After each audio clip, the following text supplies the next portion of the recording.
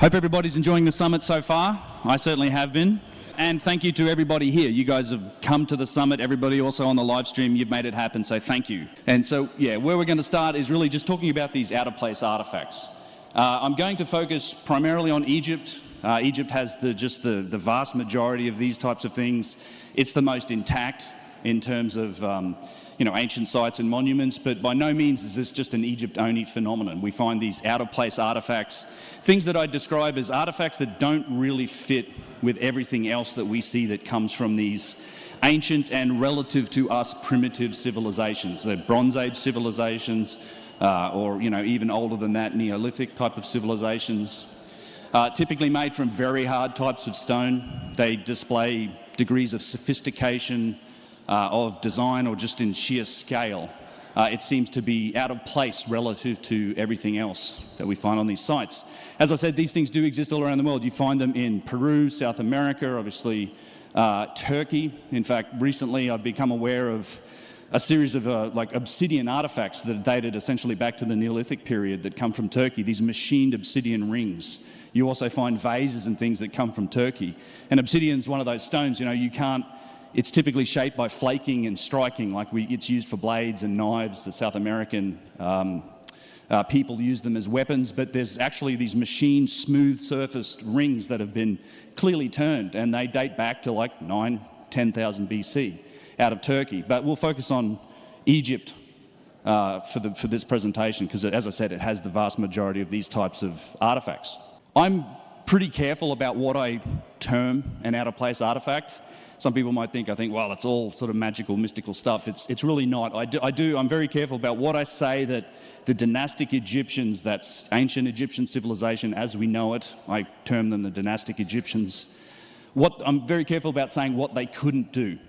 I do want to emphasize that was an incredible ancient civilization, right? It stretched for 3,000 years, longer than our own sort of modern civilization. They did tremendous work. They were capable of an awful lot. But still, there are a number of aspects of artifacts and sites and things that we can see that were really well and truly beyond their capabilities and beyond the evidence that we see in the archaeological record. So when I talk about these things, they typically fall into one of a couple of different categories. The first one is machining. So on a lot of these sites and on these artifacts themselves, in the architecture, the stone blocks, and on pieces, large and small, we can find evidence for sophisticated machining. Very powerful tools that have carved into, very hard stone. Things like granite, basalt, diorite, porphyry, schist, all of these really hard types of stones. It's not a mystery why a lot of stone carvers today, throughout history, have liked to use stones like marble. It's soft. Relative to these stones, marble's a 3, maybe a 4 on a Mohs scale of hardness. Copper is a 3. A lot of the stones that we see these machining marks made into are things like diorite or granite, which can be a 6 or a 7. In fact, we have some artifacts with high degrees of things like corundum in them, which is up to a 9 on the Mohs scale, diamond being a 10.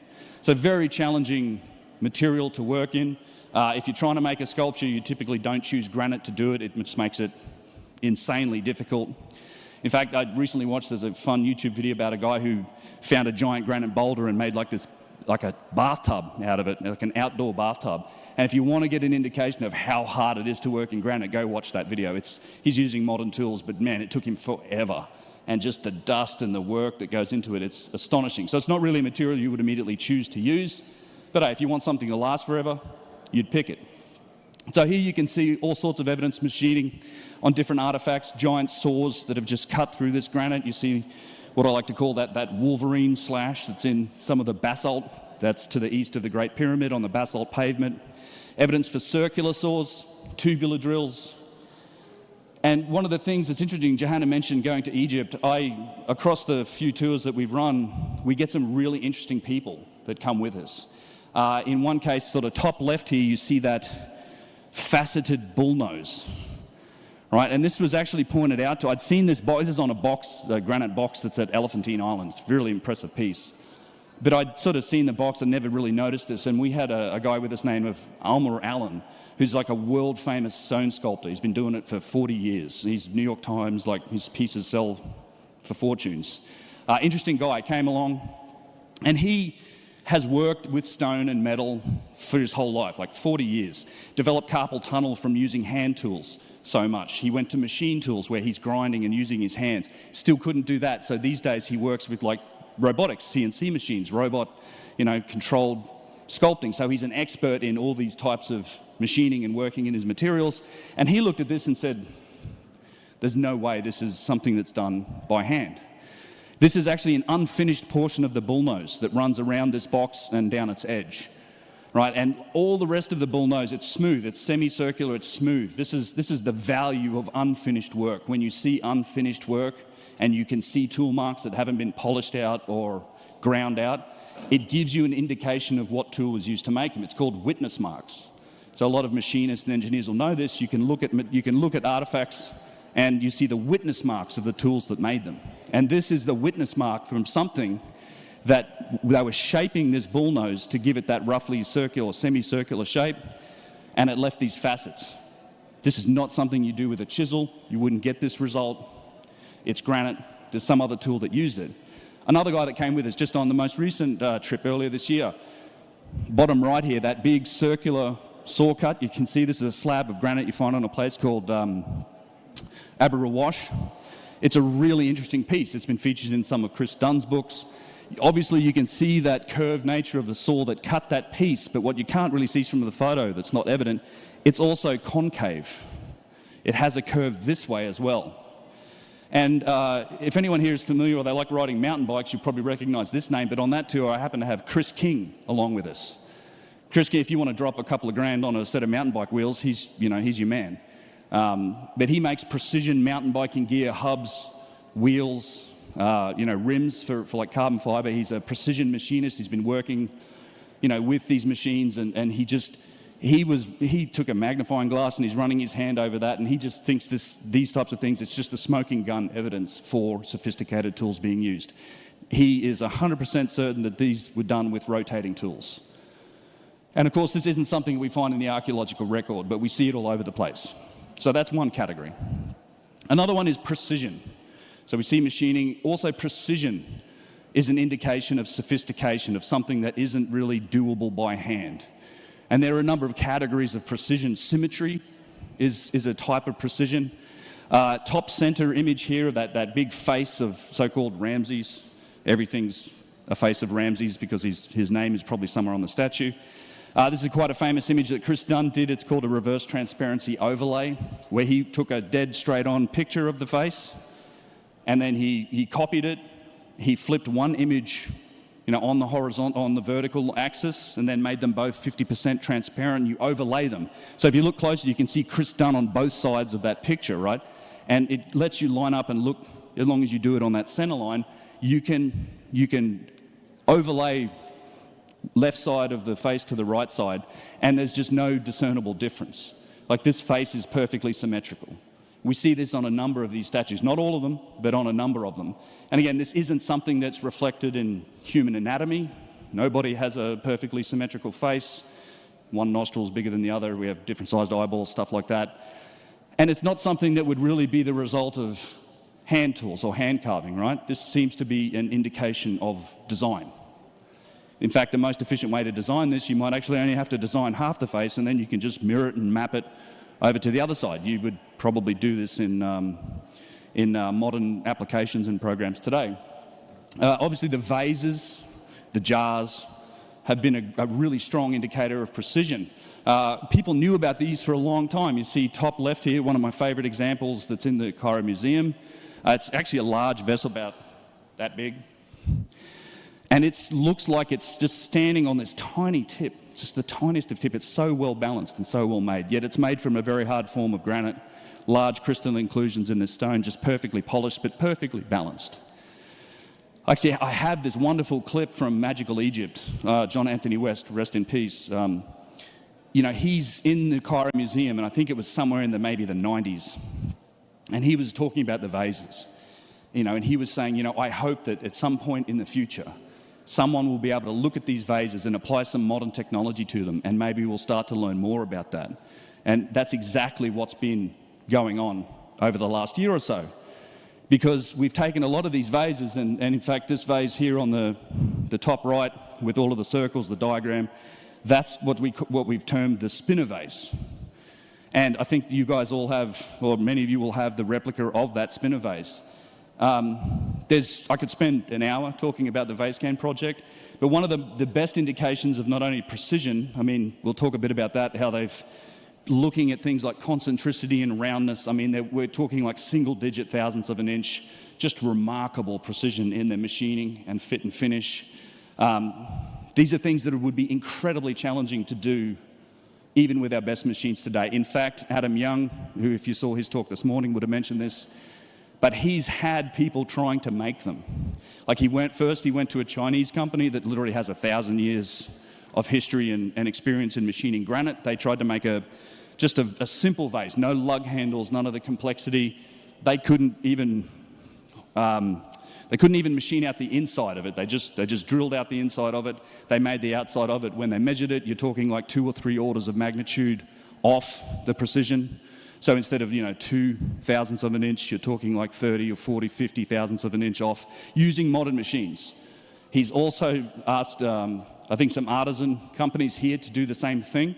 They're working on it with modern machines again, and we're just not seeing anything like the precision we see on these. Not to say that I don't think we could. I just think in order to do it, it would be ridiculously expensive. You might even have to design some specific tools to do it. But one of the really interesting things that's come out of the VaseScan project and that happened after I spoke here last year was kind of this link between vases. So you can see here this image with these circles that are all over that vase, right? So if you break down the shape of a vase, you can break it down into these geometric primitives, typically circles. And what we found, I mean, Mark Vist found this. He's the cryptographer who analysed the initial scan of the first vase that we looked at. He found that there was a fixed ratio or a fixed relationship between the sizes of those circles. So in all of the circles that make up the various curvatures and shapes of that vase, ranging from circles with a radius of 1.1 millimeters up to circles with a radius of 42 millimeters, all of those circles have a fixed relationship with each other. As in, they all fix, there's a ratio between them. It's called the radial traversal pattern. It's a square root of 6/2. And it gives you, if you start with one of those circles and you multiply it by this equation to different powers, then you get a different size circle, right? It's a fixed ratio. It's not any arbitrary circle wouldn't fit it. It's only circles of this exact ratio. And that's what's in that vase. Those are the circles that you used to design that vase. And you thought, that's interesting. So he took that algorithm. Once he discovered it, he said, you know what I can do is I can take this algorithm, put it into CAD, computer-aided design, and I can make a vase just with the mathematics, with the algorithm. So he did that. He designed a vase just using that algorithm and the sizes of those circles. And then he compared that model that he had to the model of the actual vase. And when he lined it up, the median radial deviation was something like 6 microns. Basically, we're at the limit of scan resolution. That's the difference in the radius of the circles that make up the actual vase versus the mathematical model. You can basically say that the vase is a perfect replication of, or perfect execution of the mathematical model. Really interesting, right? Seems like an indication of design. What became even more astonishing is when we expanded the data set, and thanks to guys like Matt, for all of the vases that he's acquired and let us and has had scanned and has let us look at the scan results, we found the exact same ratio and mathematical formula is also in these other vases. All of the circles you can see on this spinner vase also conform to that same radial traversal pattern. These things are made with precision. They're made to a design, and it's not something that you're just going to get by hammering on it with, sticks and rocks and stones. Of course, I mean, I dive into the precision topic quite a bit on my channel, in my material. Another thing that I just want to say about precision is that, it's also measured and obviously visible on these sites in things like, flat surfaces, square corners. You can see an image of Chris Dunn here standing inside one of the Serapeum boxes using a precision square to show that it's a, perfect 90 degrees or to within the accuracy of that square. And a lot of people say, well, look, I can do that. I can lap a surface down to be pretty flat, or I can get a piece of granite and make like an inside corner on a piece. That's not solving the problem. A lot of the precision in these artifacts also comes from the fact that they are a single piece of granite, single block of stone. The precision and the difficulty is in the geometry. It's in how do you keep this face parallel to this face, or this wall of the box that's 10 feet from the other wall of the box. How do we keep those perfectly set and square? Flinders Petrie, back in the late 1800s, recognized this when he was analyzing the box that you see on the bottom left with the pen in the corner. And he said, it's the proportion of scale. You can't fix problems by removing more material. These have to be done to a design. It takes precision. It takes sophisticated tools to do this. Then the last category that I typically put this stuff into is, something I broadly term just as logistics. I think it's possible using primitive methods, and it's certainly been demonstrated by several people, that you can lift and move short distances, let's say 100 tons, maybe 150 tons. When you start getting up to much larger artifacts and objects, things in the, say, 300, 400, 600, 1,000 tons, it becomes a lot more difficult. It's not a linear scale of difficulty. It's not like it just gets this, it doesn't just get more difficult like this. It's kind of a logarithmic curve of difficulty. Coefficient of your friction coefficient goes through the roof. Material strength becomes an issue.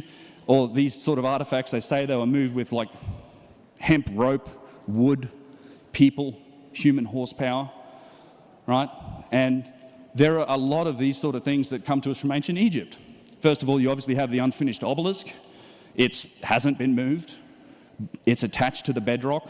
In fact, the trench around it is only 2/3 as deep as it would need to be if they were to dig under it and pull it out of there. But had they done that, it weighs something in the order of 1,200 tons. In fact, you go to the quarry, and there's evidence, I think, strong evidence in what they call the harbour area of the quarry, that a block of a similar size had already been removed from there. Something around that order of magnitude. But we know they could do this because there is plenty of evidence for objects in the 1,000-ton range that we find in ancient Egypt, ones made from granite and other hard stones. In particular, these giant statues, the remnants of these giant statues. Most people are probably familiar with the more complete statues that we see in places like Karnak and Luxor. But there is just evidence for statues that are of a 2-3 times that size in that area. In the top right, probably the best example, the one that's the most complete anyway, it's a fallen statue at a place called the Ramesseum. You can see his head and the shoulders. This was a seated statue. He's sitting on a giant throne. This statue easily would have been 1,000 tons, probably more. We know that they were shipped, that these blocks of stone, these artifacts weren't shipped when they were finished. Like in a lot of cases, these things were finished on site. You see this all over the place in all of the other granite artifacts, the unfinished pieces, they're still left with, in some cases, up to a foot of granite that has to be removed to get to like the final shape. And this is probably done to protect it during transport. You wouldn't want to be the Johnson that lets that thing tip over and chips off a piece. It's probably a bad day. So they seem to protect them during transport, and they would finish them on site. So the unfinished block could have been as much as 1,500 tons. We don't know. Then this thing was lifted up onto a pedestal, and it was put there. The pedestal's still intact. It's on there. You can pace it out, and using you can just take a rough estimate using like this, the weight of granite at around 2.7 tons per cubic meter. Just the pedestal this thing sits on weighs 650 tons. And all of this granite was moved around, I think it's 150, 200 miles from the quarry. And this is one that gets talked about a little bit, but there's actually better examples. Bottom left, this is Tanis. Tanis is in the delta in the Nile, way up in the north. It's up where the Nile River spreads out into this delta area. It's at this site that's been around since Old Kingdom times and before, and Yusuf and I are standing next to the foot. This is just the foot and pretty much all that's left of it. This foot's been repurposed as a block in a wall. The toenail on the foot is bigger than my outstretched hand. And this was a single-piece granite statue, probably seated as well. We don't really know. There are other fragments of it around it. This was all found by Flinders Petrie. But Tanis is 1,000 miles from the granite quarries of Aswan in the south. Somebody moved more than 1,000-ton piece of stone from Aswan and took it to Tanis, and it was a giant statue. Another great example is this arm. This is at Kerkwyk, bottom right. This is just an incredible piece. It doesn't look like this anymore. One year I went there, they had assembled various pieces of this arm. You see the shoulder, the upper arm, lower arm, the hand, this giant thumb. He's holding that typical scroll or whatever it is. And they'd found these pieces in an area we call the Boneyard at Kerkwyk. It's a massive site, like acres of just fragments of stone and granite. There's actually evidence from multiple statues of this size that were there. Interesting thing about this statue, two things really. One, it was a standing statue. We know this because the arm's straight. The standing statues, they're always, doing this. The seated statues, their arms are bent. They're on their knees, or their arms are laying on their legs. So this is a standing statue. This would have been a gigantic statue. Not only that, but this is made from composite quartzite. It's not granite. Composite quartzite, in a lot of ways, is a harder material than granite. It contains chunks of flint, big chunks, that is used in a lot of cases to carve granite. Not only that, but composite quartzite doesn't come from that Aswan area or in Upper Egypt where Kerkwyk is located. This composite quartzite came from the Red Mountains of Cairo in the north. The Nile River flows to the north, so this thing was brought hundreds and hundreds of miles from Cairo upriver against the current. I'm not sure you're able to do that with your, no wheel, no leverage, no metals or anything like that, but this is what they say happened. In fact, in general, how all of these things are explained and somehow just smashed into the picture of ancient Egypt is with the tools that we found in the archaeological record. And this is pretty much it. Right? These are the tools that we found that come from ancient Egypt. Dolerite pounding stones, flint chisels, copper adzes and copper chisels. You could take all of the metal that they found in ancient Egypt and fit it into a very small room. It's a very precious material when we find it from ancient times because it was so highly prized. I mean, once you're in that Bronze Age and people could smelt metal, if they found metal and it wasn't in the shape that they wanted it to be, it was taken, smelted, reused, turned into a tool, a knife, or whatever you need. So it's actually very rare to find metal. For that matter, the metal that we have found, things like copper early on, and then in later periods, bronze, it's not going to do anything to granite. I think this is the big meme about copper chisels, right? People have tested this all over the place. Copper chisels do nothing to granite. You're just going to bend the copper chisel. But flint and other stones, you can carve granite and other hard stones with it. You can pound away at it with dolerite, have an effect. You can carve hieroglyphs with those. In fact, that became a high art form in later periods in Egypt. They were able to do beautiful work, carving hieroglyphs and all that type of thing with flint materials. Some of these other tools, this is stuff for work in wood or plaster and things like that. But these are the tools that we found in ancient Egypt. So when you look at what the mainstream says about how these things were done, these are the tools they found. They find a way to explain all of it with these tools.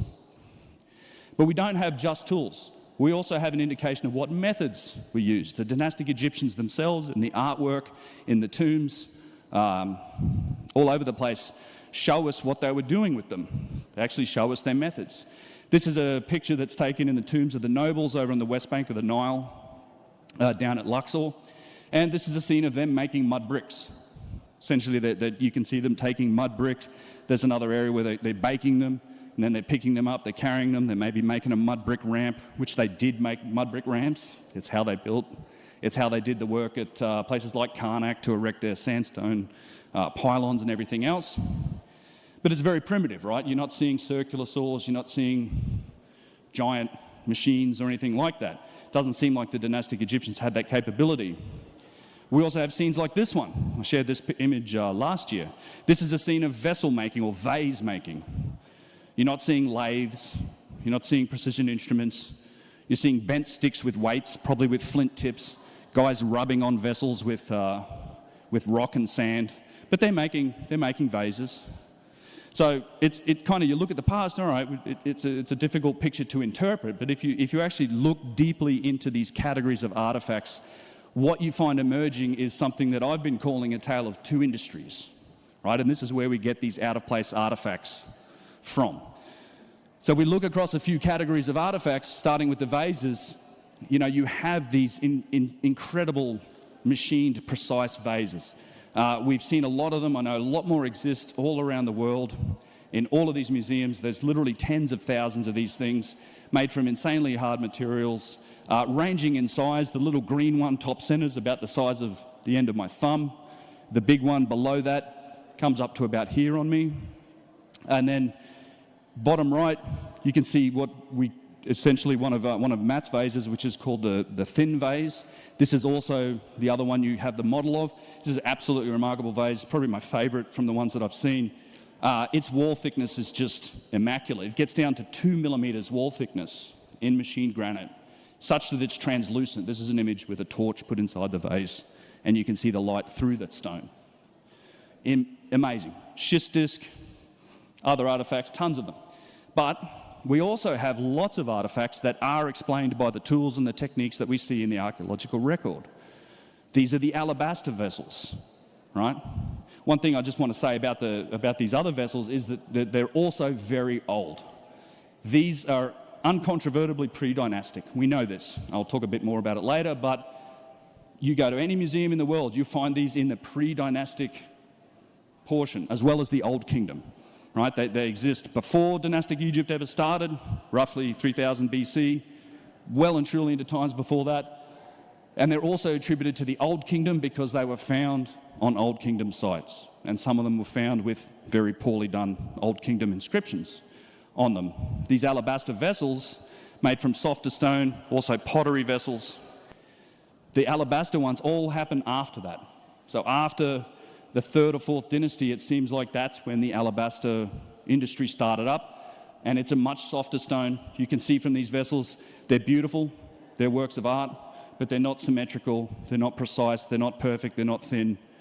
They're obviously the result of handwork and hand tools. In fact, if you go to Luxor and you go to any of the alabaster shops that are all over the place there, you'll see them making alabaster vessels with those exact same methods you saw on that stele, on that scene in the wall. It's a little show they put on for you. They use steel tools now, but they're rotating and grinding out the center. They're polishing and rubbing it. They're chipping at it. Alabaster's a soft stone. You can totally make these with the tools and techniques found in the archaeological record. Statues, similar story. These are some of the oldest statues. Well, the one on the left is a Middle Kingdom statue, but the other ones, and most of the ones that show just incredible precision, polish, perfect work, in hard stone like diorite, the one in the center, Khafre enthroned. This is an Old Kingdom statue. A lot of these come to us from the very, very earliest times of ancient Egypt. This Khafre enthroned was found upside down in a pit in the Valley Temple. But they're absolutely magical pieces of artwork. I mean, this guy on the left, I mean, that knee is astonishing. Like, this is one of the best sculptures of a human knee and anatomy you'll ever see. You'll see things like striations but of bones and musculature.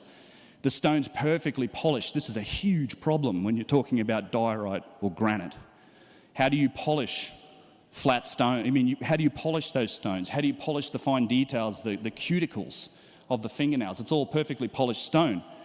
The archaeologists will tell you, well, they use sand and water and rocks and they rubbed on it, which, okay, this might work over time on a flat surface, but how are you doing these little inside joins and corners and things like that? These also show machining marks, which we'll get into later, but the point is that these incredible statues, a lot of them are just from the oldest times.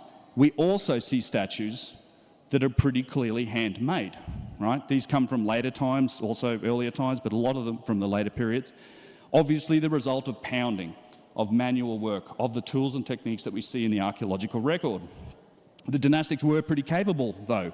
I mean, this statue on the left, it's a small statue of it's of a small Ramses. The statue itself isn't small. You can see the guy standing on the side of it. It's huge, carved from basalt. But it's absolutely handmade. You can see the pit marks. You can see the hammering marks, the chiseling marks. It matches the hieroglyphs. How the hieroglyphs were carved is exactly how the statue was carved. It's got Ramses' name on it. He probably had it made. It's amazing, but it's nothing like the polished and just perfect and symmetrical statues that we see in other areas. See the same thing in the boxes. These big granite boxes and dacite boxes. you have a class of these artifacts that are just precise, incredible, and very old. The oldest known box or sarcophagus from ancient Egypt is a 12-ton precision-carved granite box. It's found in Mastaba 17 at Maidoom, under a big mastaba. It's the oldest one that we know of, and it's a precisely carved Old Kingdom box. A lot of these come from the Old Kingdom. Places like the Serapeum, attributed to later periods because somebody wrote on the site. They scratched into the granite and they wrote something, hence the whole site gets dated that way. This box on the bottom right, it's actually a dacite box. This is in the Osiris shaft, which is a 153-level structure that goes down beneath the causeway at Giza. There's a couple of boxes down here. This is all easily Old Kingdom. This is the mainstream dating on it. We don't know how old it truly is.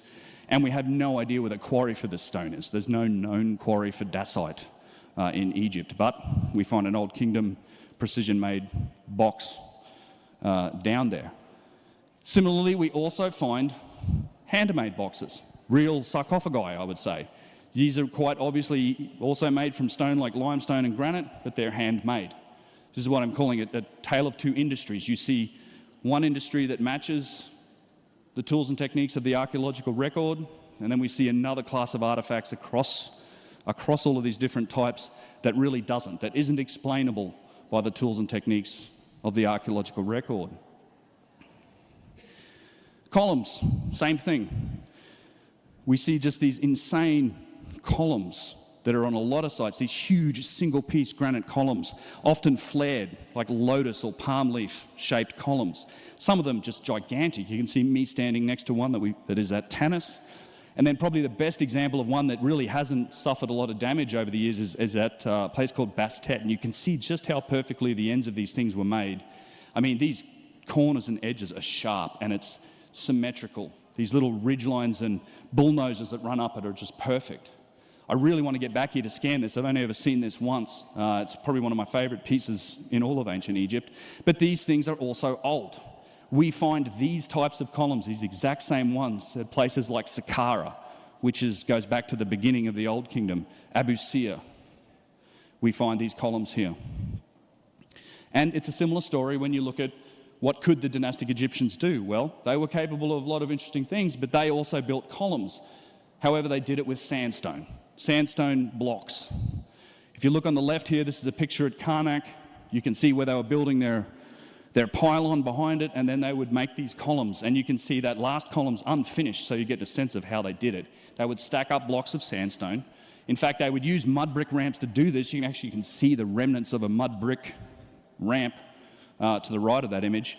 They would stack these things up, and then they would shave them down, make it look like a column, and then they would inscribe it and paint and do all the rest of it. It's beautiful work, but it's like a whole different league to making a single piece flared granite column.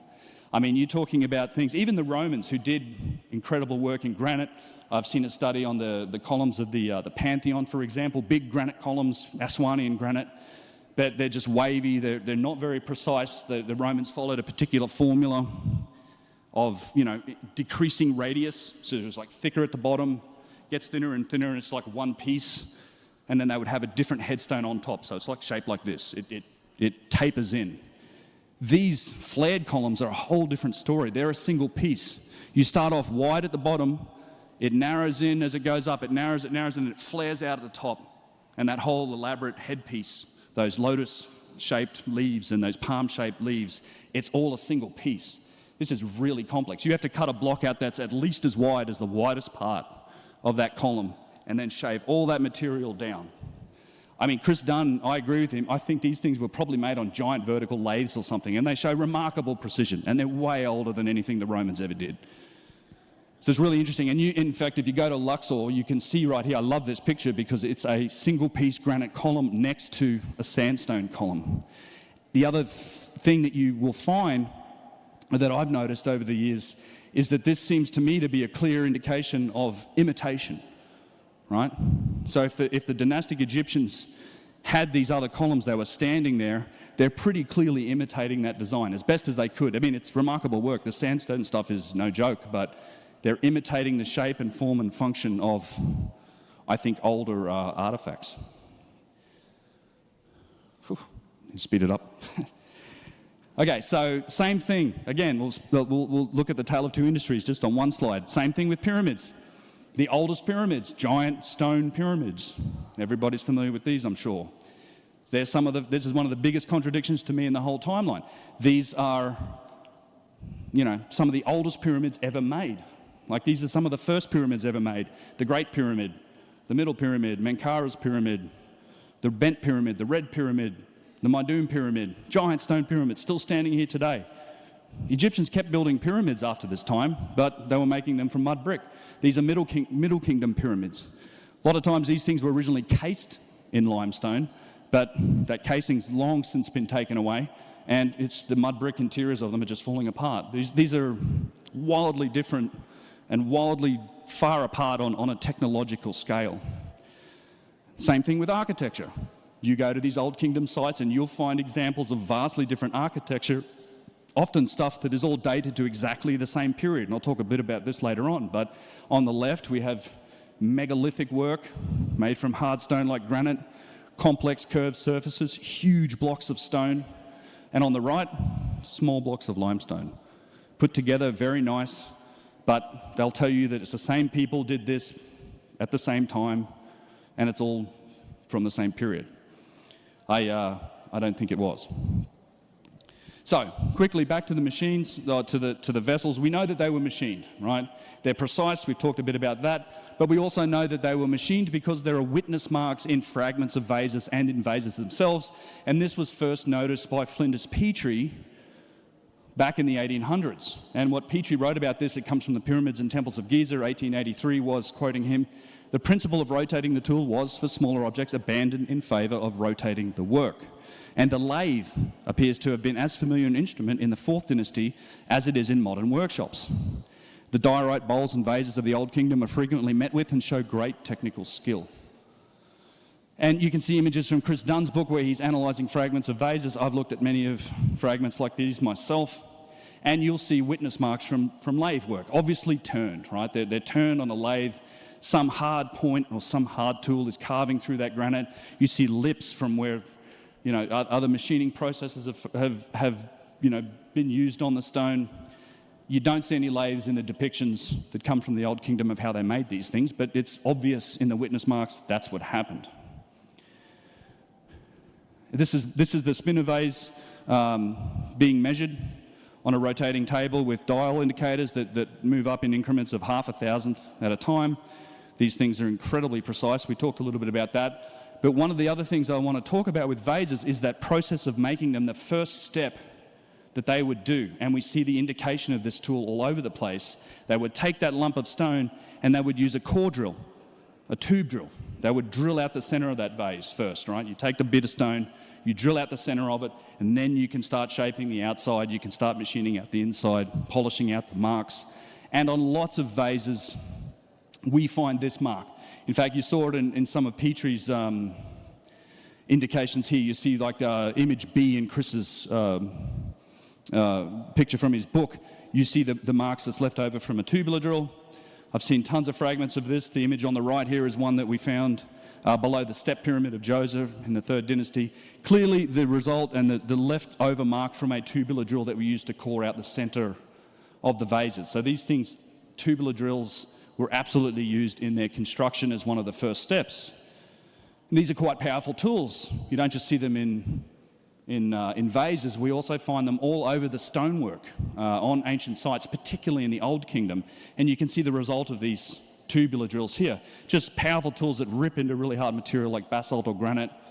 You'll often see them, and I like to show you the pictures of them where it's like half of the drill hole. They weren't chasing half a drill hole in these images. What's happened is that a lot of these blocks have been quarried in later times. Like there's been thousands of years of quarrying and people taking stone from these sites. And what I think the quarriers were looking for is they were looking for these tubular drill holes, because it's think of it as like a weakness in that stone. So they would find a drill hole, they'd go to the back of the block, they'd hammer in their little wedges, they'd dig in little trenches, wedges, and then they'd split the stone.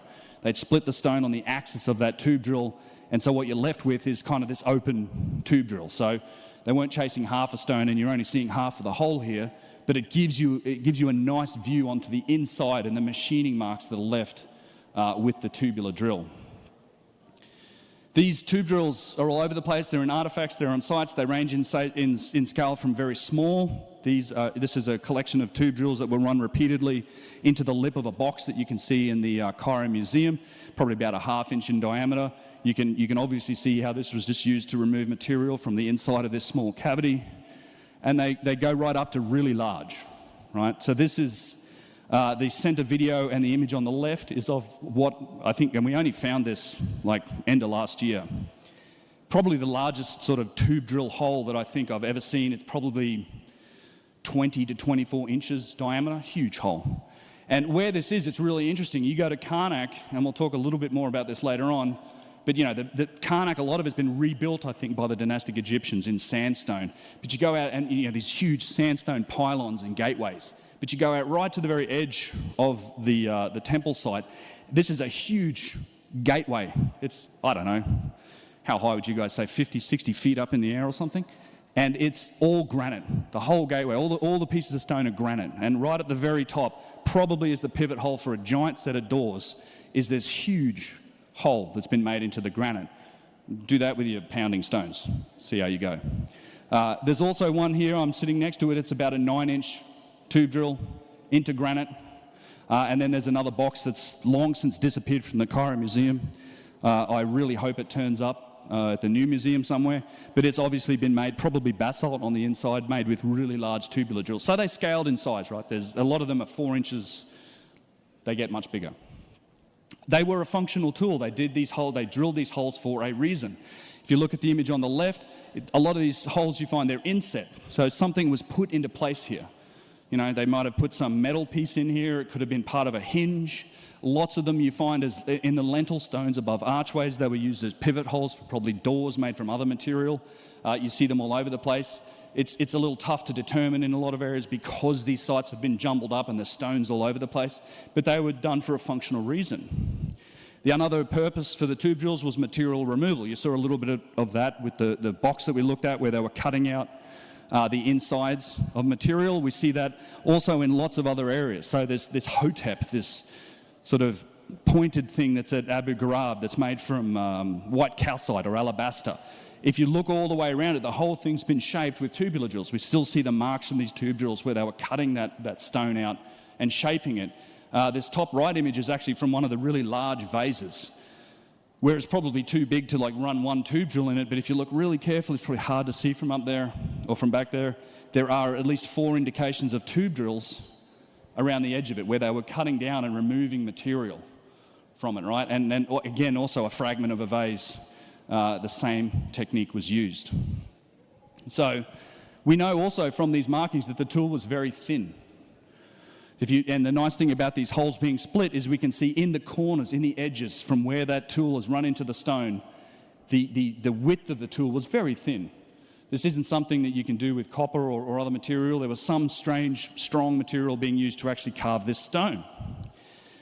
And it's important to understand kind of how these things work. They're called tubular drills because they were literally a tube. You would cut down into the stone, you're left with stone still standing, you'd stick a chisel into the top of the hole and you'd hammer that chisel down, you'd snap that core out and you'd throw it away. It's a piece of scrap, but it does give you drill holes as well as drill cores. So these are an example of a couple of the cores that have come out of tubular drill holes. One on the left's pretty interesting because it's actually an enlarged hole, at least that's what they say it is, where one hole's been drilled and they're like, well, that's not big enough, we'll drill another one, and the drill core actually has a drill hole in it, and they snap that out. The one on the right is a somewhat more notorious artifact. It's known as Petrie's Core number 7. Chris Dunn and I did a talk with him recently, and he said, well, it's probably the least important artifact that comes out of ancient Egypt because it's literally a piece of scrap. Like, they would have cut this out and thrown it away. Who cares? They wanted the hole. They didn't want the drill core. However, this hole has sparked a 150-year debate that's still going on to this day. And Petrie was the one who first started that. I often approach Petrie like as the first person who really applied modern engineering techniques to the mysteries and evidence in Egypt. It was really just, we had the Industrial Revolution. He was using engineering techniques, and he was the first guy to notice some of the interesting aspects of these artifacts. And this is what he wrote about that core. In fact, it's called Petrie's core number 7 because it's the 7th artifact on this diagram. Like in his book, The Pyramids and Temples of Giza from 1883, this is example number 7. It's been called Petrie's core 7 ever since. But as you can see from this, you see similar striations and marks all over the place, like in lots of other artifacts. This is by no means the only artifact that displays these characteristics or that interested Petrie. But what he wrote about this was, on the granite core, broken from a drill hole, other features appear, which can only be explained by the use of fixed jewel points. Firstly, the grooves which run around it form a regular spiral with no more interruption or waviness than is necessarily produced by the variations in the component crystals. This spiral is truly symmetrical with the axis of the core. The great pressure needed to force the drills and saws so rapidly through the hard stones is very surprising. Probably a load of at least a ton or two was placed on the 4-inch drills cutting in granite. On the granite core, the spiral of the cut sinks 0.1 inch into the circumference of 6 inches, or 1 in 60, a rate of ploughing out of the quartz and feldspar, which is astonishing. So he's already telling you that there's something mysterious going on here. You've got to remember, with Petrie, he didn't have any other context for what he was seeing. There was no younger Dryas. There was no long genetic history for the human race. There was no concept of the lost ancient civilizations. He tried to explain a lot of this by he would look, well, it was probably a fixed jewel point. Maybe it was a bronze tube. When you look at the thinness or the thickness, the thin thickness of the tool tips that go into that material and how fast they cut through the granite, you stick a ton or two on top of a bronze tube like that, it's just going to fold, it's going to twist, it's not going to do anything. But he is noticing that there was something astonishing about how fast this material was being cut, as evidenced by this spiral groove that runs down this core. He says it's a 1 in 60 rate, and the way to understand that is like if you unwind that circular motion of the drill into a straight line, for every 60 inches of travel this way, it goes 1 inch vertically. And he's right when he says that's astonishing. So, Petrie's claims were controversial at the time. His peers argued with him, and it's still controversial to this day, it seems, although I think it's been conclusively shown that there's nothing controversial about this. It is a spiral groove. But this question was still brought up, and it was Chris Dunn went out and sought to answer this question. He visited, I think in the early 2000s, the Petrie Museum, where Petrie's core number 7 can still be found to this day. And he did a simple test. He put it under like a magnifying glass, wrapped a length of cotton around it, and just followed that groove with a piece of cotton, keeping it in the groove. This test was repeated by Malcolm McClure, Nick Annies, who were with Chris Dunn at the time. They concluded it's a spiral groove. Aerospace engineer Eric Wilson went there recently. That's that image on the right, the yellow thread. He went there in 2019, did the same test. You talked to Eric Wilson about it, he said, yep, I wrapped it around following the groove about a dozen times, and he got bored and said, what else is in this museum? So, spiral groove, you'd think. Chris went a step further. He asked the Petrie Museum to make a latex mold of this core number 7. They made a latex mold. They sent it to Chris Dunn. It sat on his shelf for a couple of years, eventually got around to looking at it, and this is what the mold looks like. And it's important to understand this bit because it explains what he's doing with it. You see, the white line shows you where he cut that mold to lay it out flat. And there are 2 notches. See those little square notches on that? So what you're trying to do is it's a complex 3-dimensional object.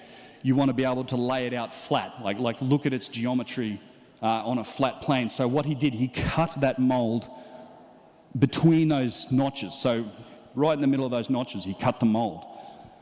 And this is what you get. So what you can do is you've now got these half of that notch on either end of that mold when you lay it out flat. And you see the straight black line and the grid that's put on there. You can see the notch detail. That runs between those notches. So you know that's a straight line because those were the points that were connected when it was a circular object, but now it's on a flat plane.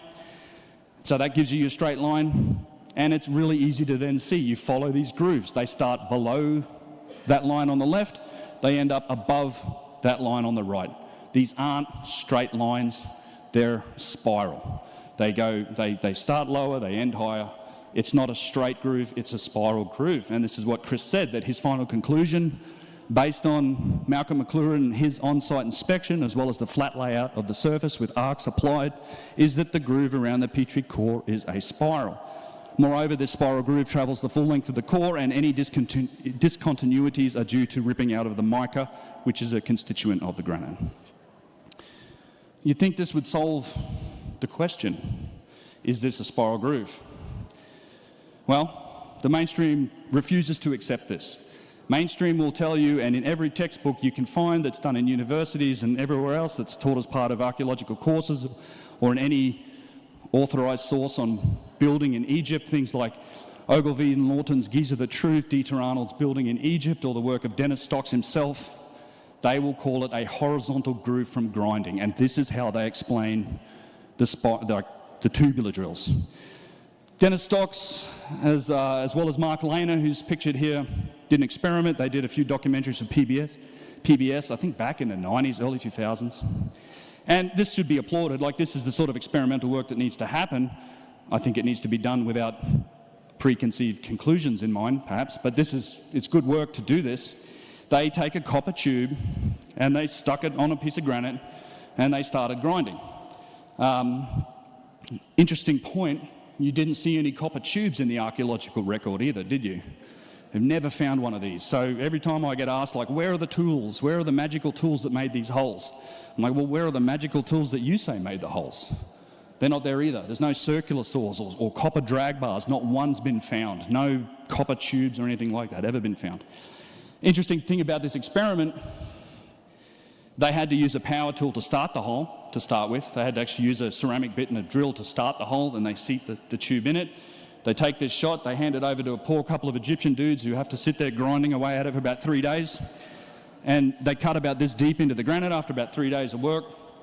Dennis Stocks then sticks steel chisels into the hole, hammers it loose, gets out his little core and says, woo, this could be 4th dynasty, look at it.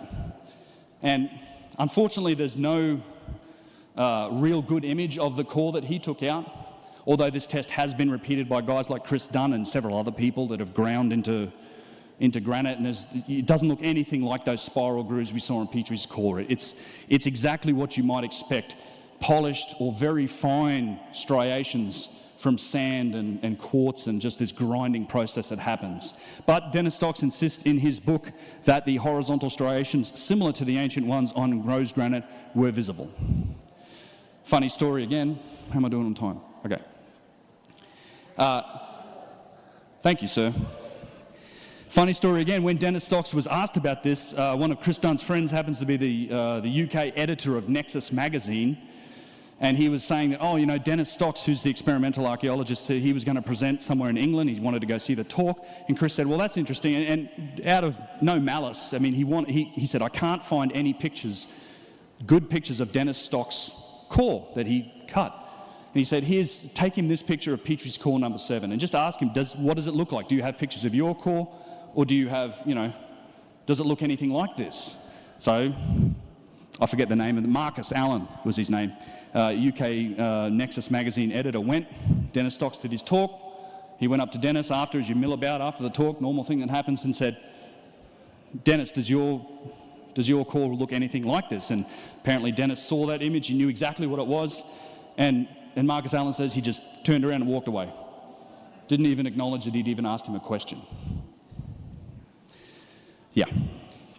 So I don't think this is how it's done. In fact, all of the experiments that have been done like this, you see results that don't look anything like Petrie's core number 7. In the late 80s, Leonard Gorlick, John Gwinnett wrote a paper looking into this. It literally is called An Experimental Perspective on a Scholarly Disagreement. They were referencing Petrie arguing with his peers about whether or not this was a spiral groove. The word spiral never appears once in the entire article, despite that being supposedly the discussion they were having.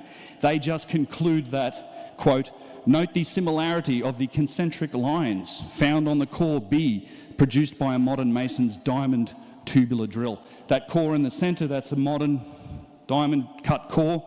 I don't know about you guys, but it doesn't look anything like the marks that we see on Petrie's core number 7, these deep striations, this deep groove that runs around this core. And in fact, so they went in and they did a bunch of experiments into granite.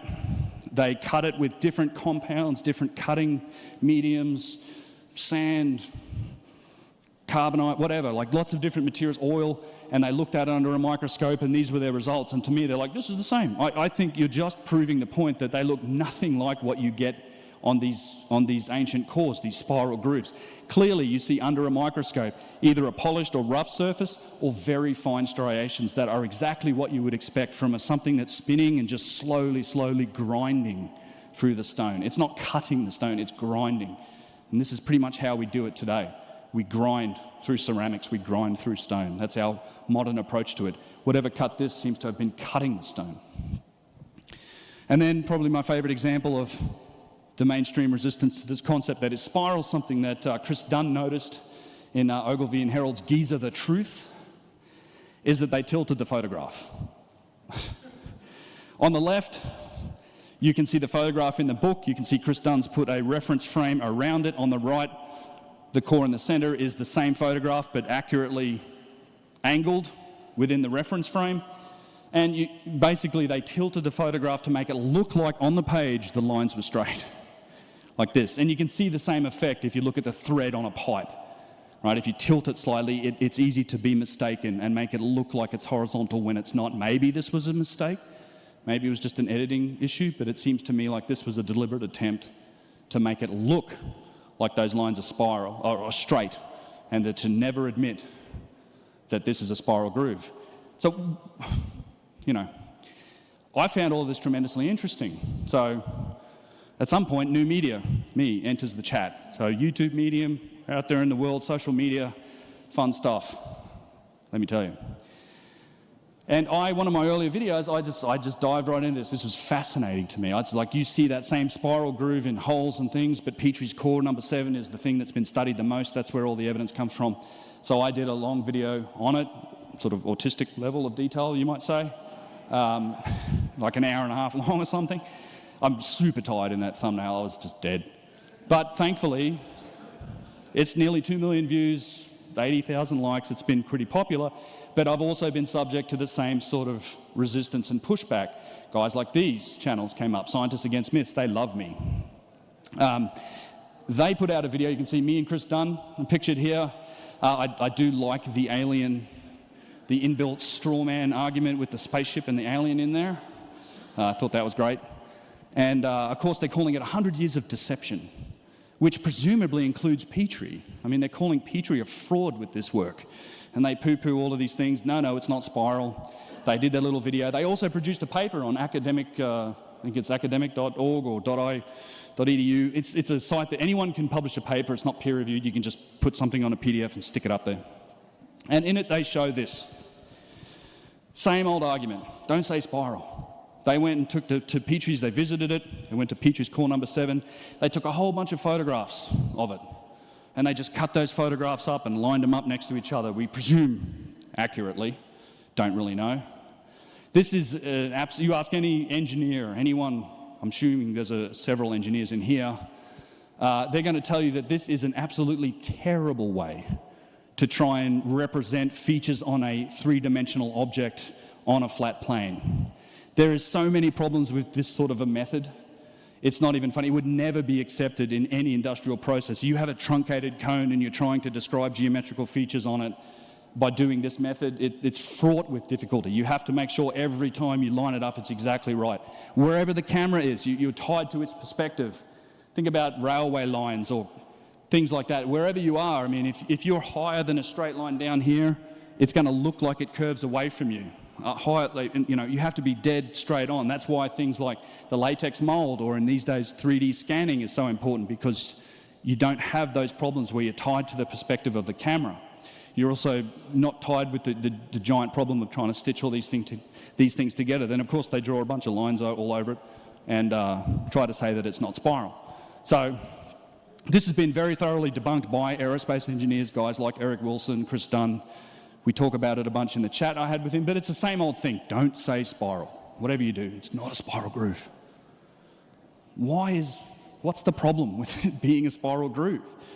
Well, there are significant implications to the whole story of history if you admit that this is indeed a spiral groove. And Chris Dunn covered them in his book. I'm a big fan of Chris, lucky to call him a friend these days. I reference him a lot. And this is what Chris Dunn said about it in his book. The most startling feature of the granite core Petrie describes is the spiral groove around the core, indicating a feed rate of 0.1 inch per revolution of the drill. That's the 1 in 60 rate, right? So it's going down 0.1 of an inch per revolution of the drill. In my article, I stated that this feed rate was 500 times faster than modern diamond drills, which penetrated only 0.002 inches per revolution. The correct way to describe the feed rate would be to say that it was 500 times greater than modern diamond drills, but the rotation of the drill would not have been as fast as the modern drill's 900 revolutions per minute.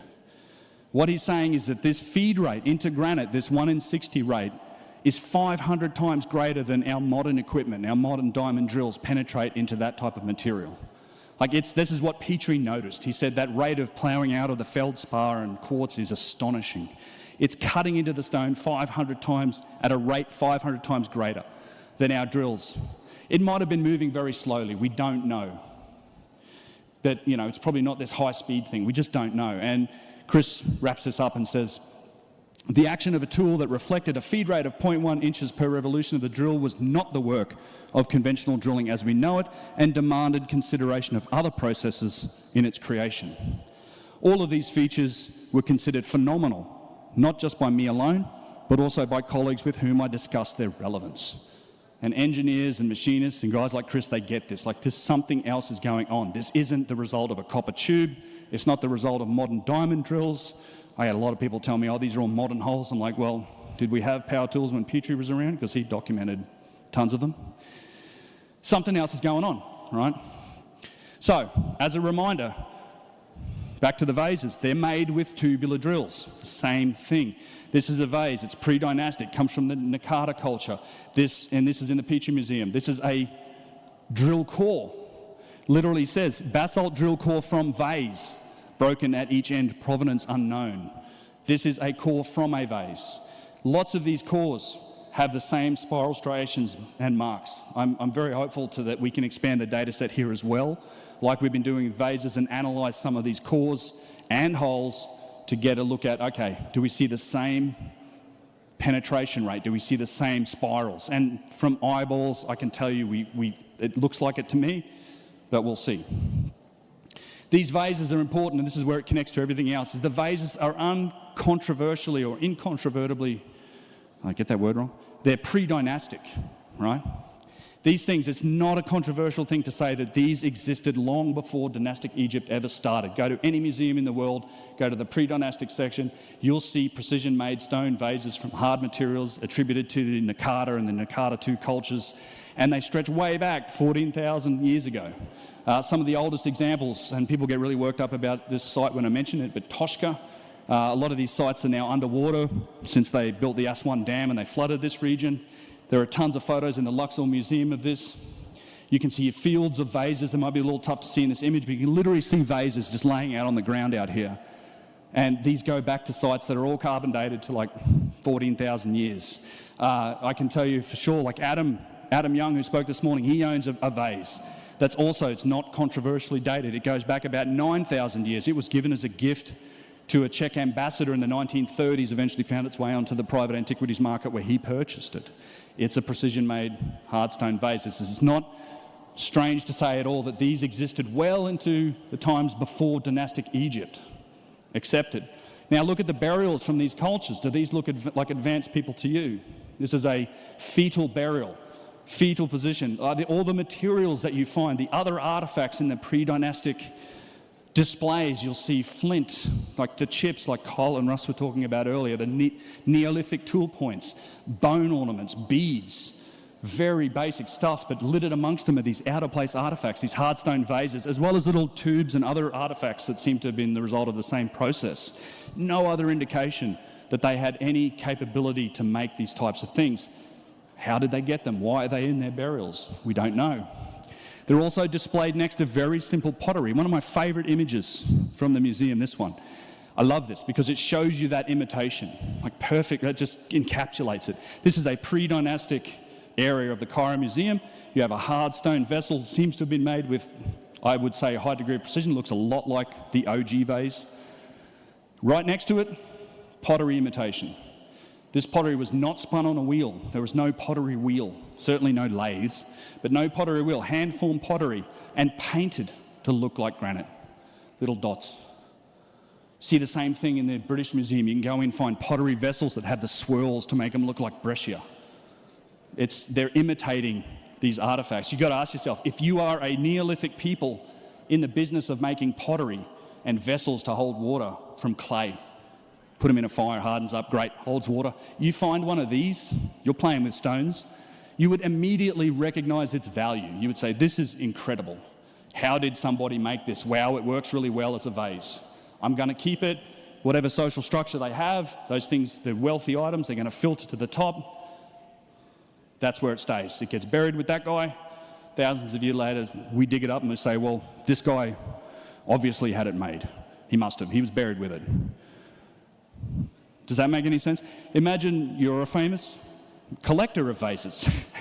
And one day, as we all will, we pass.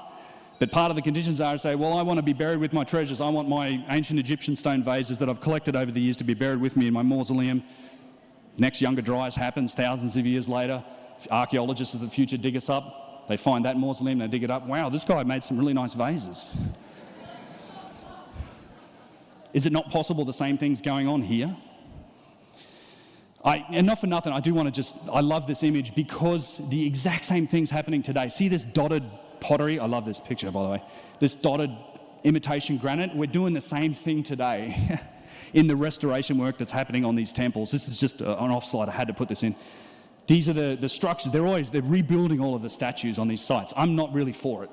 I'd rather we use our imagination. We just see the pieces. Plus, they're way more interesting when they're down low and you can look at them, not 30 feet up in the air. But they put this head back up on this statue and they made it out of concrete.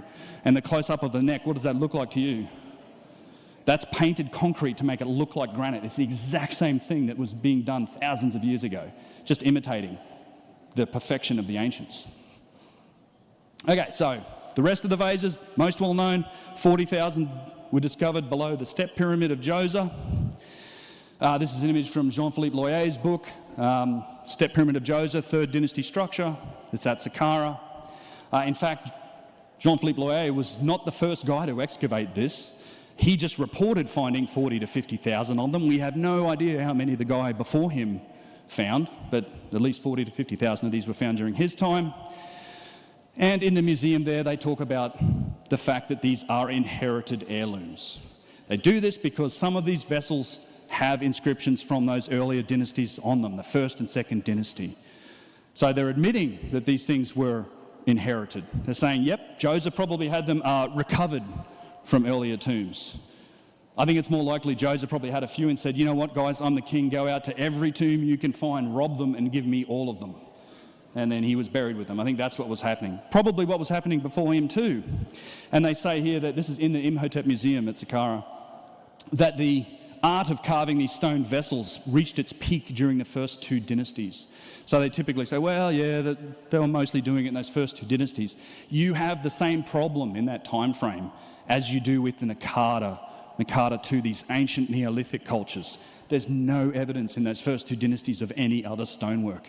In fact, this comes up with antiquities dealers who are trying to explain it in their sheets, saying, well, it's really interesting that these things are dated to those early times because there's really no other evidence during those first two dynasties of advanced stonework. No statuary, no architecture, no nothing. You look at the monuments of ancient Egypt, that kicks off in the third dynasty, right? So I'm not sure they go back to the first two dynasties either. But after this period, Imhotep, we mentioned Imhotep here, he was that polymath and genius who worked for Djoser, designed the step pyramid, which I do think is dynastic. I think it covers up something that was older than that. But Imhotep was a genius. He's the guy who came up with the process of how to imitate them and make the alabaster vessels that we see throughout the rest of the Egyptian kingdom. They worshipped Imhotep and revered him throughout the entire civilization. But it's after Imhotep that we get the alabaster vessels and that whole process. He came up with that. So, again, why the resistance to this? What's the problem with this? Well, there's a lot of connections when we look at the tube drills, we look at the vases. Where do we find them? We know that the vases, the tube drills themselves as a technology go way back. They're in these vessels. They were used to make these vessels. We have absolute evidence for that. They go back to prehistoric times. We know this through the hardstone vases. This is why the vases themselves are a smoking gun, in my opinion. They're small. They have all of this evidence of precision and machining. They can be buried with you. They're not some giant thing that you can't take with you.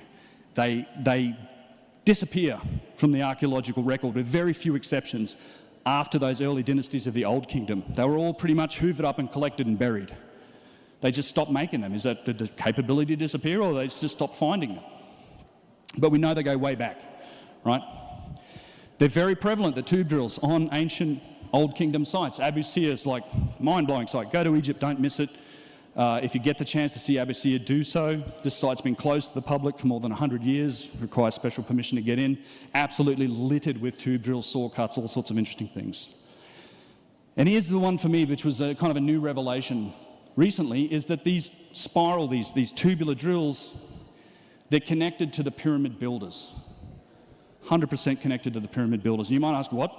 Why is that? I've never heard of tube drills in the Great Pyramid. We hear about precision and alignment and all these other things with the tube drills. As it happens, there are tube drills all over the Great Pyramid. This is the Great Pyramid, the front entrance, the chevrons, right? This is the main entrance, or it's where the descending passage starts. This picture's taken at night. You can't get up here anymore. 10 years ago, you could go up here, there's a staircase up here, but this is also where they drilled recently. They found a little chamber behind those chevrons. The Scan Pyramids project, but this is all completely off limits now. We managed to do it because we do private permissions to the Great Pyramid at night time. We go inside and then, friendly guards let us sort of get up there and take a look at the main entrance. But this is that main entrance area. Where you go into it today is in an area called Mahmud's Hole, the Caliph, or Mamun's Hole, like Caliph al-Mamun, who allegedly hammered his way into the pyramid. That's where you enter if you go into the pyramid today, but this was the old way in, the top of the descending passage. So looking down at the gate, you can get in the descending passage and look up, and you'll be looking out this gate. There's a little ramp here. You might see something interesting on the bottom left of this image. The outside of the pyramid's all limestone, right? It's limestone blocks and it's cased in limestone, and there's just some granite in the core. Not true. There's a granite block here at the left of this entrance. This is what that granite block looks like. Obviously part of some entrance mechanism to me. This is a granite block with at least 3 tube drills in it, really nice ones. Russ and I climbed up there with our little cell phone lights, because they don't want you to have any lights on because the police will get excited, but we're using our cell phones, managed to capture some images of it. You can see at least 3 tube drill holes. This block has been broken. And you can see on the right, it's actually spectacular. This one tube drill that's been split, deep striations in it, what seems to me to be pretty obvious evidence of a spiral groove, and then more holes behind that are now today filled with sand. We don't know how far that block extended forward, but there's some really incredible tubular drills on the Great Pyramid, not only there, but also in the subterranean chamber, which is the chamber deep in the bedrock at the end of that descending passage. This amazingly straight descending passage that goes from that entrance all the way down into the bedrock and into a large chamber, and in the bottom of this chamber, there's a deep pit. And in the bottom of this deep pit, there's a big block of granite. And on that block of granite, tube drills. This block of granite was probably part of a mechanism that was operated up at the opening of the pyramid, busted apart, kicked down the descending passageway, eventually shoved into that hole just to get it out of the way. But if you go down in there, you climb down into that hole, you take a close look at that block, you find the same thing, tube drill holes. This technology is 100% associated with the builders of the pyramid. Not only that, in the grotto. So the grotto is this small chamber that's just beneath the level of the bedrock and underneath the pyramid. It's connected to the well shaft that runs from the bottom of the Grand Gallery all the way down to near the bottom of the descending passage. Little opening down there. Inside that grotto, there's a granite block. It's about a 600-pound granite block. It's reported to have tube drills in it. This block was probably from a block that was near the King's Chamber, somewhere up at the top of the Grand Gallery that was busted, broken. When whatever happened there, blew it apart. This block was kicked down to the end of the Grand Gallery, shoved in the hole at the top of the well shaft. It was wedged in the well shaft for like decades until somebody actually busted it loose and it ended up down there in the grotto, and it's been reported on by a number of people who've been in there and seen it. Supposedly has tube drill holes. Not only that, there are tube drills, evidence for tube drills on the box that's in the Great Pyramid. If you get a light and under the right conditions, and the lighting in there is terrible, let me tell you see Kyle and Russ standing there inside the incredible King's Chamber. But if you get on the inside of that box and you put your torch down low and you run it around the outside, or the inside wall of that box, you will find where tube drills have run astray from when they were coring that thing out. And it ran a little bit off course and ran into the wall, which is a really interesting idea, isn't it? It's like the idea of overcuts into granite. How long do you think it would take to make that overcut into granite if you were doing it with that traditional method of copper tubes and bow drill? I mean, you're talking about days of grinding to realise you've made a mistake. But if you have a powerful tool that's cutting through that stone hard, you're going to make overcuts and mistakes happen. In fact, we see overcuts from other just powerful machining processes in lots of other artefacts, which we'll get to in a second. And I just do want to say, when I close out on the tube drills here, is that we are making progress on this. So through the use of photogrammetry and some really talented friends of mine who know a lot more about it than I do, we've been collecting detailed photogrammetry, high-resolution images of a number of drill holes. I've got models for at least half a dozen of them at this point. I haven't done it yet, but I absolutely plan to flatten these things out, do digitally what Chris Dunn did with Petrie's core number 7, and we can absolutely see the grooves in these. We should be able to tell whether these are spiral or not by just taking those models and digitally flattening them out and doing a geometric analysis. So that is work yet to be done, but it's coming up. So we talked about overcuts and tube drills. We see the same thing also in other artifacts, and this is that connection from vases through machining and precision to other artifacts in Egypt. We see overcuts into granite statues like this one, or diorite statues like this one, Old Kingdom statues. Again, these overcuts on the seat where he's seated would take you hours, if not days, of effort to make that mistake if you're just grinding away with sand and copper. But if you have a powerful tool that's cutting through that stone, you're probably going to make that overcut. Lots of statues, it's a little hard to see, but you find on a lot of statues evidence for tubular drills between the heels, where they're seated, where they cut that material out between the legs. There's a tube drill that ran down between the heels. You can see a better example here on the right. This is a close-up image, I think, of one of these Old Kingdom statues. Clearly the imprint of a tube drill. We also see more overcuts underneath the armpits, where a powerful tool was run into the stone and cut away material in diorite. Like this just doesn't happen with manual methods. Same thing, these are obelisks at Karnak. Clear indications of overcuts, very thin tools that ran into the stone. Actually, absolutely circular saws, because you can see where the cut starts and it ends. These were circular saws that were dipped a little too deeply into the material, and you can see they're actually where they corrected the line from one of these cuts here, where the finger is pointing. It was actually cut a little bit offline, and then it was recentered, and the cut was made again. I mentioned the columns earlier. I do also want to say that you can wrap up obelisks in that same tale of two industries, right? Obelisks, some people describe the obelisks as being a New Kingdom phenomenon. They're not. The biggest and oldest obelisk traces back to the 5th dynasty. It's a site called Abu Ghraib. It's probably the largest obelisk that was ever made. There's an inscription on that site of what it might have looked like. And you also absolutely see recreations of obelisks in later times, small ones, rough ones, made from limestone. Go to the Aswan Museum or the Nubian Museum and you can find them. The obelisks absolutely fit into this category as well, and obelisks show us examples of overcuts. You don't see this type of thing when you look at the hieroglyphs, look at the writing, you look at the other artifacts. All of that stuff was added later, and those hieroglyphs and writing were what were used to date those artifacts, which makes this really interesting, right? All of these artifacts, these objects like statues, boxes, columns, obelisks, these ones that show precision and machining, you can't bury them with you like you can with the vases, but they're connected to the vases through technology and evidence. But they can be inherited. You can't take them with you. They're on this site. They weigh 50 tons or more. They can be inherited. We see tons of evidence for this.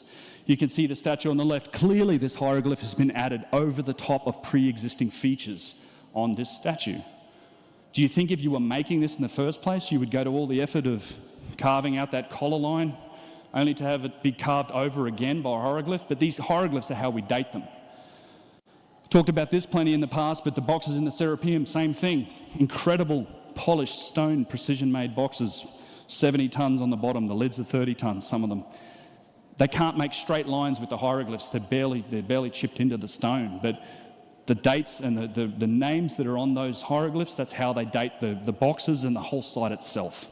We have no idea how old they actually are, but it seems to me to be pretty clear that they were inherited. As were, I think, the temples themselves. And there is strong evidence for this. This is dynastic work. It's spectacular. This is the great hypostyle hall at Kerkwyk. It's incredible. Made from sandstone. Absolute marvel of engineering. I mean, the height of the New Kingdom with all their power and wealth. They built this. It's amazing. But they built it around and over the top of pre-existing architecture. Because if you go through this and you go into the core of this site, in the centre where the obelisks are, where all the granite artefacts are, you find entire structures made from granite. Much harder stone, megalithic blocks. This is Valley Temple construction. Exactly the same thing. Big, huge blocks of granite. They call this an altar. It's in the centre of the holiest of holies in Kerkwyk. It's actually a box. They called it an altar for forever, but it happens to be a box. They don't explain why it's a box. They just call it an altar. There it is.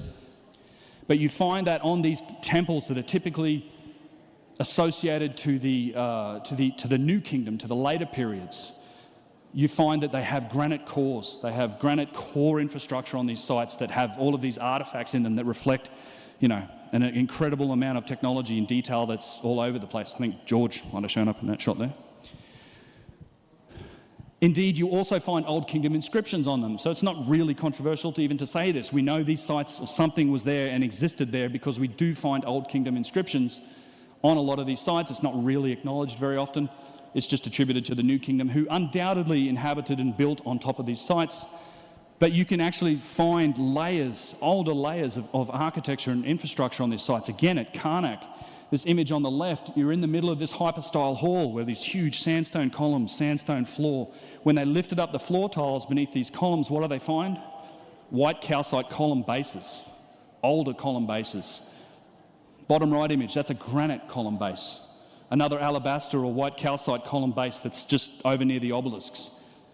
There was already a columned hall here at some point, probably made from harder and more difficult and rarer material than sandstone, that was either destroyed or was destroyed before the New Kingdom Egyptians came in and built their halls. There is absolutely layers of inhabitation and architecture here. It goes way back further than the New Kingdom. So what about the actual Old Kingdom sites, the ones that we just say, yep, these were sites that were built in the Old Kingdom, the earliest times? Well, there's some interesting evidence on these sites as well that shows suggestions for a much longer timeline. Interesting just to note where we're looking at here. So we're standing in what's called the Western Cemetery. It's to the west of the Great Pyramid, kind of behind it. We're looking towards the Middle Pyramid. You can see it poking up on top, and the little arrows pointing to where the Pyramid Temple, the mortuary temple of the Middle Pyramid complex is. We're at the same elevation level. Let me ask you a question. Which one of these two images do you think is older? Seems pretty obvious, right? This one's, the one on the left's highly eroded. The other one isn't. According to the mainstream narrative and the history of this site, the image on the right is older. This is an image on the right. It's from a limestone construction in the Western Cemetery, attributed to Pharaoh Khufu, who built the Great Pyramid, built the Western Cemetery, satellite pyramids, etc. Again, according to the mainstream narrative. His son Khafre was responsible for the Middle Pyramid, and the image on the left is part of that mortuary temple as part of the pyramid complex. So apparently his son, presumably decades after the stuff on the right was built, he built this thing on the left that is somehow more eroded. Doesn't make a lot of sense. There's also a huge amount of other differences between these two things. The image on the left, all of the mortuaries, this applies to the Sphinx temple, the Valley Temple, the mortuary temple. These are made from massive blocks of stone. Huge blocks of limestone in their core masonry. Up to 450 tons. We found a single block here that weighs in around 450 tons.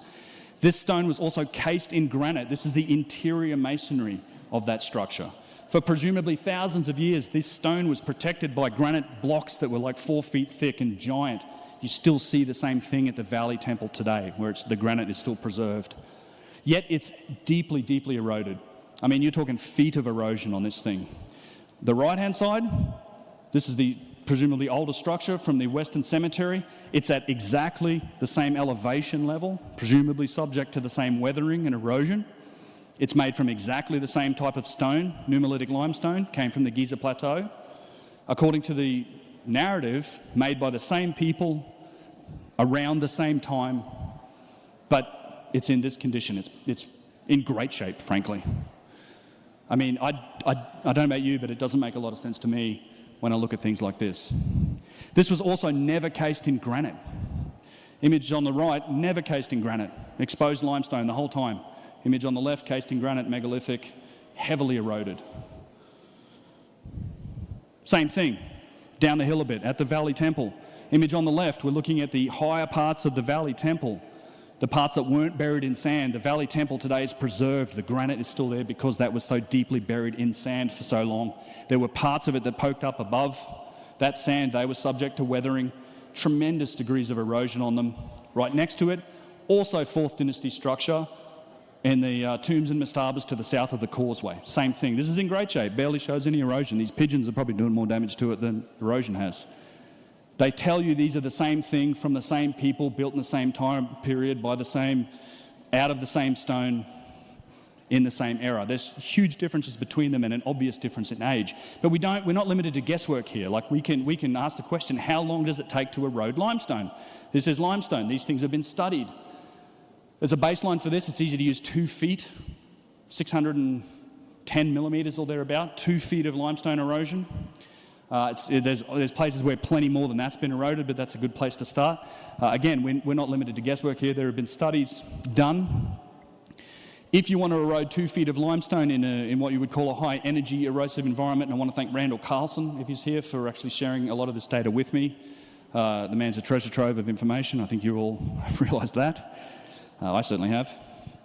But these things have been studied because there's plenty of limestone in intertidal zones, coastal regions, in rivers, things where you have constant wave action or flowing water running across it the whole time. In order for 2 feet, based on those sort of studies, I think the Army Corps of Engineers had some, when they built a coffer dam in the Tennessee River at Watts Bar, they blocked it off with these, or they built this diversion pike when they were building this dam.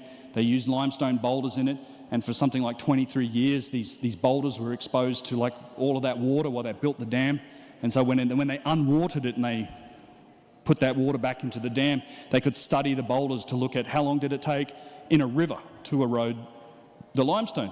And based on the rates they found, it would take around 1,200 years to erode 2 feet of limestone. Same thing, roughly the same numbers have been found when you look at intertidal zones and limestone cliffs and sea edges. What about normal environments, normal weathering? Well, we have a lot of conveniently dated limestone available to us in the form of headstones and cemeteries, and monuments that are made from limestone. You know, you carve the limestone monument or the headstone, then you date it and you stick it out in the weather. So you can study, and studies have been done looking at how long it takes for that face of the limestone to recede, and you can see the date. Lots of studies have been done on this. The United States Bureau of Standards put limestone cubes on the roof of their building in Washington, D.C., and over a period of about 11 years measured erosional rates into limestone. The dates for regular weathering, just being out in the weather, in places with, by the way, 40 plus inches of rainfall, Washington, D.C., Louisville, Kentucky, 40 plus inches of rainfall. Bear in mind, Egypt has had for a long time less than 1 inch of rainfall per year. The dates come back for 2 feet of limestone anywhere from 12,000 years on the low end to 61,000 years to 80,000 years to 122,000 years for that erosion to take place. I don't know about you, but I don't think there was flowing water or wave action on the top end of the Giza Plateau, up where the pyramids were, any time in the last 5,000 or 6,000 years when we say those dynastic Egyptians built those monuments. So I don't think it was wave action, I think it's regular weathering. We're looking at the effects of time and weather, and for the people that go, well, it's wind and sand did that erosion. Well, how come we don't see the same wind and sand on all the other 4th dynasty structures? All the stuff made with the little blocks of stone, the different masonry style, the stuff that was never cased in granite for thousands of years. We only see this level of erosion on megalithic stonework, on the stuff that shows, precision and logistical challenges and tool marks. So I'll wrap up with this. I think I'm right on time here. There's one other indication that's come out recently that I think is really interesting that suggests a greater age, particularly for the Giza Plateau, and that is this idea of ancient waterways. So if you've been there, this is the Valley Temple. You can see the granite at the bottom of it. You can get a sense for the size of those huge limestone blocks in its interior. Out in the front of that area is what they call a harbour. Now, this probably was a harbour. Like there's evidence for that. And they say, well, this was a harbour when the Nile would flood and you'd get a bit of water up here. 3 months a year you could use it as a little harbour to get stuff up, but most of the time it's dry. Now, you can see there have been floods in Egypt. These are images from back before they dammed the Nile River. You can get an indication for some of the types of levels of water that we're talking about. Seems like a lot of effort to go towards in terms of building a harbour. You'd think if you actually wanted to build a harbour and move things by water, you might have put your harbour a little closer to the river. Maybe it's just me. Nearby to the Valley Temple, and at the same elevation rate, very few people get to see this, this is the megalithic Wall of the Crow. This is also made by huge blocks of limestone. It's down there at the same elevation as the Valley Temple. To me, it looks like a hydrological control point, like something was used to either contain water, to restrict the flow of it. It probably had something to do with it. It's around the same level of it. I think it's like a hydrological feature. Again, it's sort of interesting. These are places that aren't really watered at any time, well, for longer than about 3 months during that dynastic civilization. However, a recent study came out that showed that these pyramid sites, the Old Kingdom pyramid sites, including the Giza Plateau, were built along what's now called, it was an extinct branch of the Nile called the Aramat branch. And these sites were built right up against it. And this is a paper came out, I think, in May. Might have even been as recently as May this year. And this is what it says. So based on the interpretation of archaeological material and pollen records, this period, known as the African humid period, circa 14,500 to 5,000 years ago, was the most significant persistent wet period from the early to mid-Holocene in the Eastern Sahara region, with an annual rainfall rate of 300 to 920 millimetres per year. During this time, the Nile would have had several secondary channels branching across the floodplain. And indeed it did. They found evidence for this Aramat branch that ran along the edge of these pyramid sites that was up to half a mile wide. 260 metres in some other areas, but up to half a mile wide. Huge amount of water. And this was during a period called the African humid period, during which the Sahara was not a desert as we know it, but rather it was a savanna. It had lakes, it had river systems, it had life. And it stretches back to at least 14,500 years ago. Some of you might realise the significance of that date. 12,500 years, well, 12,500 BC. I mean, it's around that period of intense climate change. We don't really know when this started. This is kind of an arbitrary date for when it started, but let's say at least then. And it ended roughly 5,500 years ago, so 3,500 BC. The Old Kingdom built their stuff here, according to the mainstream records, around 2,700 BC. That's hundreds of years after this period when this branch of the Nile never even existed. And they say this, with the ending of the African humid period and the beginning of the late Holocene around 5,500 years ago to present, rainfall greatly declined in the late, and the region's humid phase gradually came to an end. And you can see on the image where the modern Nile is, where the Aramat branch was, and this is the branch that these structures and sites were built up against. And again, this was a different climatic period. The Sahara was something else. So where does all this lead? We know that there were pre-dynastic sophisticated hardstone vessels and that they were machined precisely. These vessels share a technological link through precision machining witness marks to other larger stone artefacts and architecture. Many of these artefacts and these sites themselves indeed have long histories with evidence for inheritance, renovation and reuse.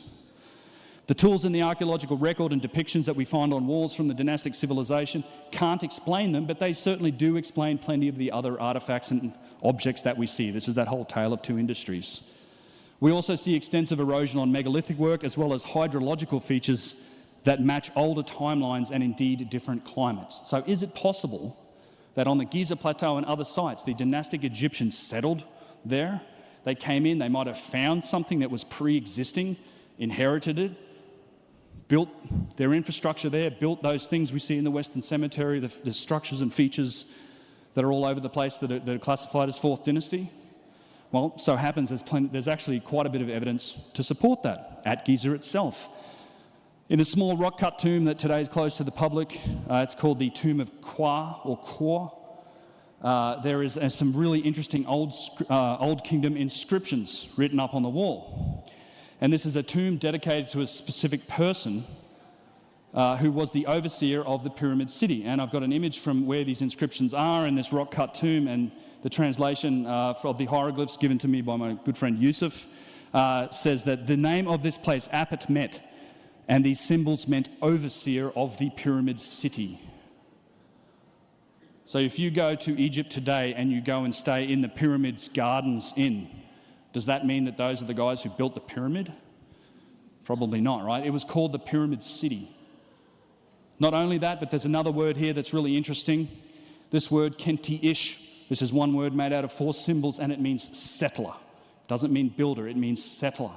They were saying that this was the overseer of the Pyramid City and that we were settlers here. We also see strong evidence for the same sort of renovation and reuse that comes to us from the Old Kingdom. This is the tomb of Ra-Wer, again to the south of the causeway. This is what they call his offering hall in this tomb, and this table was one of his offering tables. What does that look like to you? To me, that's very clear. That is a white calcite column base. You see these all over the place in these old sites. You see these in the older layers of infrastructure at places like Karnak. There was a column standing on this at one point, and it's been reused and repurposed as an offering table. And this, again, remember, this is 4th or 5th dynasty. Like, how old they were already recycling these artifacts? These are all supposedly made in the 4th or 5th dynasty. He's already recycling and reusing these older artifacts as offering tables. Here's another one from the same tomb. It's another alabaster column base. This time the front's been cut off, and he's carved had a picture of himself carved there along with some inscriptions. It's actually been truncated.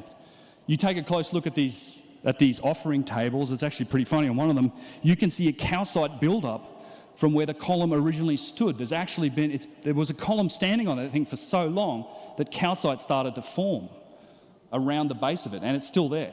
But they call it an offering table. But it matches exactly white calcite column bases that we see on older sites and on other sites. Same thing here, satellite pyramids.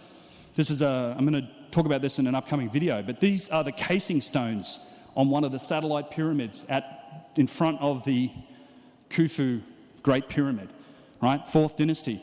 These casing stones are unfinished. They're recycled. You're looking at mason marks of stones that came from somewhere else, and you can see how they were flattening that wall. They never finished the job, and Yusuf's showing me here how they were chiseling off those finished surfaces. So they took those stones from something else that already had this smooth surface that was finished, and it was some other artifact. You see this on all these stones. They just never really finished the job. You can still see the mason's marks, paints, where they're like, yep, cut this off, cut this down so it looks like it's on that slope, and it can be one of these casing stones. You can see here's one that's been hammered on. But they took these stones from some other structure in the 4th dynasty, presumably, and reused it. So where did this structure come from? How old was it? How old are these stones? And again, the Egyptians themselves, what do they say? Well, they have a long timeline too. We just call this myth, mystery, and legend. We say that the history of the dynastic civilization started the 1st dynasty, and that's where they were just sort of Nakata II and other cultures before that, but the Egyptians themselves say something differently, and this is recorded by several sources. Actually, there were a number of priests, but the most famous source is the Turin Papyrus, and they talk about a much longer timeline, a period called Zep Tepi, when the gods themselves walked the earth. And they have a list of kings and rulers that existed through that period that stretches for some 23,200 years, followed by the time of the Shemsu Hor, the followers of Horus. Again, these were semi-divine kings. They had mystical powers, much as the gods had. They're described to have all of these wonderful abilities, things you might reflect on today as potentially being an interpretation of technology. They reigned, their kings list reigned for some 13,420 years. So the dynastic Egyptians trace back their history before Menes, before the first king of the first dynasty, some 36,620 years. But we just say it's myth and legend. They make no such distinction in their own history. So, wrapping all this up, and in summary, what does all this mean and where are the opportunities here? I think there's a lot of interesting data, and I think these vases really are the smoking gun that connects a lot of these dots along with this other evidence. So, if a precursor advanced civilization existed, it did so during a different climatic period with a lot more livable land, right? We talked about that Aramat branch, the fact that the climate changed, but the savannah was, or the Sahara was something different during that period. So after that savannah period ended, is it possible the dynastic Egyptian civilization settled and built in the Nile Valley and Delta? I mean, if you were a Neolithic people at that time, it was a desert. Like it's been the same climate exists in Egypt today as it did during the pre-dynastic and early dynastic times. The only really livable area is that river system, that valley and the delta. You'd go there, and if there were sites there, you'd go in there and you'd settle on them, you'd build on them, and that's where we find it. That's really the only place we look is along that, in the delta and along the Nile Valley. All of these sites that we see today are difficult to interpret, right? There's thousands of years of construction, of renovation, reuse. Then later on, thousands of years of quarrying and destruction. I mean, up until, I don't know, less than 100 years ago, these things were a very convenient source of stone for a lot of people. They've been taking stone from these places for thousands of years. But what about that ancient savannah? Today we call it the Sahara Desert. But what about when it wasn't actual Sahara? It's vast. It's roughly the same size as the Amazon. And it's been absolutely untouched from an archaeological perspective, despite what things like Flint Dibble might say on places like Joe Rogan. It has barely been scratched. I mean, there's a couple places where they've looked, but that's a whole unexplored region of the world. I think it's the Sahara and the Amazon are the two vastly unexplored places from an archaeological and civilization perspective today. And what might we find with a dedicated search using things like new technologies? We don't have to go and dig up all the sand. There are new technologies emerging, satellite-based technologies, that will enable us to actually look at these areas and determine, is there something here? I think that's our best chance of finding some untouched ruin or site or artifact that hasn't got this problem of thousands of years of later occupation and civilization that we have to look through, this lens that we've got to look through to see the distant past, because I'm fairly convinced that there was something going on. I mean, all of the evidence points to that. I think there was a fairly advanced civilization that existed a long time ago. I'm not sure exactly when. And it is my great hope that the disciplines of archaeology and Egyptology slowly embrace some of these new technologies, let go of their death grip on the idea that civilization must have started 6,000 years ago. I mean, Russ and Kyle were talking about Göbekli Tepe earlier. That still hasn't changed the view on civilization, right? That's just, no, that's PPNA people building a party site. That's not civilization. They're not going to let that go. But I think if they embrace new technologies and we step forward, projects like the Vase Scan project and some of these other things that come out that show us new evidence, my great hope is that we can start to embrace some of these topics and have an open-minded discussion that's civil, and maybe we actually might learn something about the history of civilization on this planet. Thank you guys very much.